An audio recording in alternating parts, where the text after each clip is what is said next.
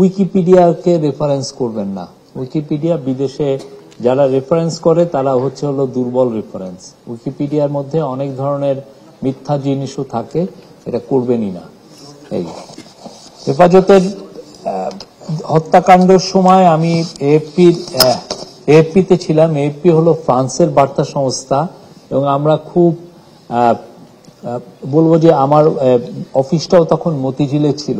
আমরা আমার মনে আছে আমরা সারা রাত জেগে রিপোর্ট করেছিলাম এবং আমার জীবনে ক্যারিয়ার, আমি 30 বছর জার্নালিজম করেছি, আমার ক্যারিয়ারের এটা ছিল সবচাইতে ভয়ের দিন। এই জন্য যে আমরা যে ডেথ টোল, যারা মারা গিয়েছেন তাদের যে নাম্বার আমরা অনেক বেশি বলছিলাম।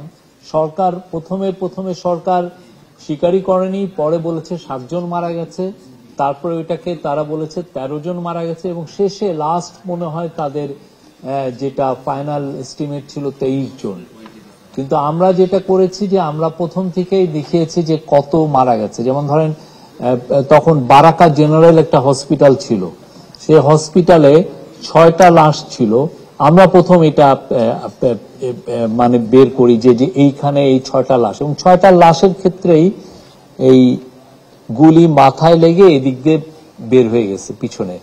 এখন এই যে 6টা লাশ, এখন ওদের সাথে আমরা কথা বলছি, ওরা আমাদেরকে বলছে যে হ্যাঁ আমাদের এখানে 6টা লাশ আসছে, কিন্তু ওরা নাম বলবে না। আমি তো ওকে রেফারেন্স আনবো যে বারাকা জেনারেলের একজন অ্যাডমিনিস্ট্রেটিভ অফিসার বলেছেন বা হেড নার্স বলেছেন বা ডাক্তার বলেছেন যে 6 জন মারা গেছে।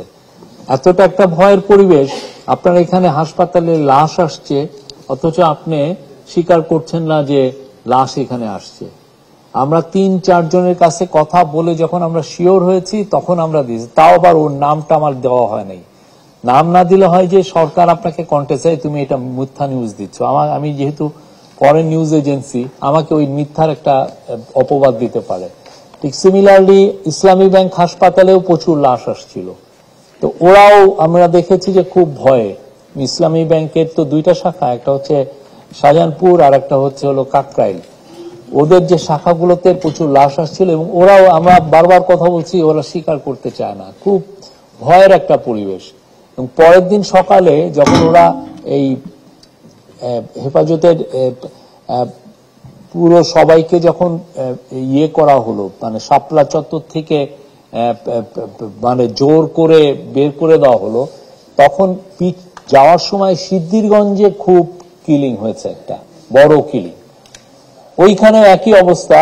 আমরা হাসপাতালে ফোন দিচ্ছি, আমরা যারা সাংবাদিক, আমরা হাসপাতালে ফোন দিচ্ছি, হাসপাতালের থেকে বলছে এবং একই কথা, আপনি আমার নাম দিতে পারবেন না। তাহলে কি সবাই আসলে ভয়ের মধ্যে? আপনি হাসপাতাল সাধারণত কারা, আপনি যদি সাংবাদিক হন, আপনি সবসময় তার স্পটে আপনি থাকতে পারবেন না। একটা মারা গেলে আপনি তখন কিভাবে জানবেন? আপনি হাসপাতালগুলোয় ফোন দিবেন। আমরা যেমন জুলাই আগস্টে যে ভয়াবহ হত্যাকাণ্ড হলো, এটা আমরা কিভাবে জেনেছি? আমরা প্রত্যেকটা হাসপাতাল ধরে ধরে ধরে আমরা ফোন দিয়ে দিয়ে জেনেছি। ঠিক তেমনি তখন যেটা সিদ্ধিরগঞ্জের আশেপাশে, ওইখানে সরকারি হাসপাতালে অনেক লাশ গিয়েছে, তারপরে বেসরকারি হাসপাতালে, কিন্তু কেউ বলছে না। তো ফলে যেটা হয়েছে যে একটা ভয়ঙ্কর একটা পরিবেশ। আমি দেখা যাচ্ছে যে আমি 6 তারিখ 12টার মধ্যে আমরা বলছি যে 40-44 জন, 49 জন মারা গিয়েছে। সেখানে সরকার বলছে 7 জন, 13 জন, এর বেশি যাচ্ছে না। তখন কি আমাদেরকে অনেকে ফোন দিয়ে বলছেন যে আপনাকে কিন্তু, আপনার প্রতিষ্ঠানকে কিন্তু বন্ধ করে দিবে সরকার আপনার। কারণ আমি যে রিপোর্টটা করছি এটা পুরো পৃথিবীর সবাই নিচ্ছে, সবাইকে আমি রিপোর্টটা দিচ্ছি। আমরা ভয়ানক একটা পরিবেশে ছিলাম। তো আপনি এইটাই মানে হেফাজতের যে মৃত্যু কতজন হয়েছে এখন আমরা সঠিকভাবে জানি না। তো এটার জন্য যেটা আমাদের সবার করা উচিত, আমার মনে হয় যে ইভেন ইনক্লুডিং হেফাজত করা উচিত যে এইটার উপরে নিজেরাই একটা ইনভেস্টিগেট করা। হেফাজতের যারা সেন্ট্রাল লিডার আছেন, তাদের তো রিসার্চ উইং আছে, তারা আসলে নাম ধরে ধরে কারা কারা কতজন মারা গেছেন এটা বের করা। সরকার যে কথাটা বলছে, ইন্টারন্যাশনাল হিউম্যান রাইটস গ্রুপগুলো বলে যে প্রায় 60 জনের মতো, 60-61 জন মারা গিয়েছে। আর হেফাজত ওনারা বলেন যে এখানে কয়েক হাজার লোক মারা, যারাই যে কোনটা সত্য এটা জানার জন্য যেটা হওয়া উচিত আমার মনে হয় যে সরকারিভাবে থেকেও হেফাজতও এখানে একটা রোল আছে। হেফাজতের উচিত জানা, নিজেই রিসার্চ করে বলা যে আসলে কতজন মারা গেছে, কারা কারা মারা গেলেন এটা।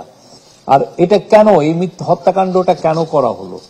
অবশ্যই তারা দেখাতে চাচ্ছিল যে বাংলাদেশের হেফাজতকে তারা যেভাবে পোর্ট্রে করছিল, যেটা একটা, যেহেতু ওরা 13 পয়েন্ট ডিমান্ড দিয়েছে এবং 13 পয়েন্ট ডিমান্ডের মধ্যে ব্লাসফেমি লয়ের কথা আছে, আরো কিছু কিছু আছে, যেটাকে ওরা বাইরে প্রজেক্ট করছে যে এটা বাংলাদেশের যেই বাংলাদেশকে ওরা প্রমোট করতে চাচ্ছে সেটার সাথে বিরোধী। এবং তারা হেফাজতের উপরে একটা যে ক্র্যাকডাউন করে তাদের ক্ষমতার পাকাপাকি ভাবে বন্দোবস্ত করার একটা পুরো জিনিসটাই এই পুরো পৃথিবীকে বুঝানো। এটা পুরো ওই সময়টা আপনারা যদি দেখেন, ওই সময় তো ওয়ার অন টেরর চলছে। ওয়ার অন টেররে সে আসলে বেনিফিট নিতে চাচ্ছে যে আমি বাংলাদেশের এদেরকে আমি মেরে কেটে আমি দেখাচ্ছি যে তুমি আমি তোমার জন্য ইন্টারন্যাশনাল পার্টনার। এইটা ছিল মূল এইম, তাদেরকে একটা দেখানো যে ওয়ার অন টেররের আমি এই তোমাদের সাথে আছি, ওয়েস্টের সাথে আছি, সাথে আছি। এবং এইটার জন্য সে ন্যাক্কারজনক ভাবে এই হত্যাকাণ্ডটা চালিয়েছে। এটা পুরো হয়েছে ইন্টারন্যাশনাল একটা ন্যারেটিভের ইয়ে। এবং তারও আগে আপনি দেখেন ওই বছর কিন্তু বড় বড় 2টা হত্যাকাণ্ড হয়েছে। আজকে যে 28শে ফেব্রুয়ারি, ঠিক 12 বছর আগে এই যে মাওলানা সাইদির ভার্ডিকের সময় আপনি দেখেন কি ভয়াবহ একটা হত্যাকাণ্ড হয়েছে। ওই হত্যাকাণ্ড কিন্তু হেফাজত, যেটা আমরা জানি, আমি নিজে আমার মনে আছে আমি তখন জার্নালিজম করছি, 130-32টা জনের আমি মৃত্যুর সংখ্যা গুনেছি সারা বাংলাদেশে। এটা যেহেতু সারা ঢাকায় তেমন একটা হয় নাই, সারা বাংলাদেশে হয়েছে, তো ফলে ঢাকার পত্রিকাগুলো এটার সেভাবে কাভারেজ দেয়নি। কিন্তু এটা একটা ভয়াবহ হত্যাকাণ্ড এবং এটা 28শে ফেব্রুয়ারি হয়েছে এবং 1 মার্চ 2 দিন, এবং পরের দিনও এটা 2 দিন ব্যাপী একটা ভয়াবহ হত্যা। এবং এখানে সাধারণত হয় কি, প্রোটেস্টের ক্ষেত্রে পুলিশ কি করেন, পুলিশ বা যাদেরকে রাখা হয় প্যারামিলিটারি, তাদের কাজটা হচ্ছে যে আপনি নন লেথাল আপনি উইপেন ব্যবহার করবেন। আপনি কি করবেন যে অনেক ক্রাউড হয়েছে, আপনি লাঠি চার্জ করবেন, আপনি তাদেরকে বলবেন যে তোমরা আনরোলি হচ্ছ, তোমরা চলে যাও। তারা যদি সেটা না করে তখন আপনি লাঠি চার্জ করবেন, বা অনেক ক্ষেত্রে এই যে জল কামান ব্যবহার করা, বা কিছু কিছু ক্ষেত্রে আপনি রাবার বুলেট বা টিয়ার গ্যাস ব্যবহার করা। কিন্তু আমার যেটা খেয়াল আছে, আমি তখন ওই রিপোর্টটা করেছি যে ওই ক্ষেত্রে পুরো সারা বাংলাদেশ ব্যাপী ওরা প্রচুর রাইফেল ইউজ করেছে 28শে ফেব্রুয়ারি এবং 1 মার্চ। আপনারা যদি, আমার মনে হয় যে এটা নিয়েও যে ইনভেস্টিগেট নতুন করে ইনভেস্টিগেট করা উচিত। এটা একটা বড় রকমের একটা হত্যাকাণ্ড। আমি আমার জার্নালিজম ক্যারিয়ারে আমি যেগুলো কভার করেছি, এটা আমি 2 দিন ধরে খালি লাশ গুনছি, সেই কুতুবদিয়াতে, সেই বগুড়াতে, সেই নীলফামারীতে, এমন কোথাও নাই যেখানেই প্রোটেস্ট হয়েছে সেখানেই 3 জন, 4 জন, 5 জন, 10 জন করে মারা গেছে। Vision hot and cool AC 4-ওয়ে সলিনয়েড ভালভ টেকনোলজিতে হিটিং ও কুলিং 2 মোডেই কাজ করে সমানভাবে। Vision hot and cool AC.